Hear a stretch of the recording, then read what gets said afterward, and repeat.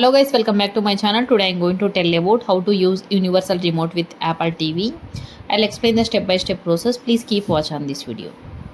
For this first step is using your current Apple TV remote. Select settings on Apple TV home screen. Select remotes and devices. Select learn remote. Using the universal remote, select start.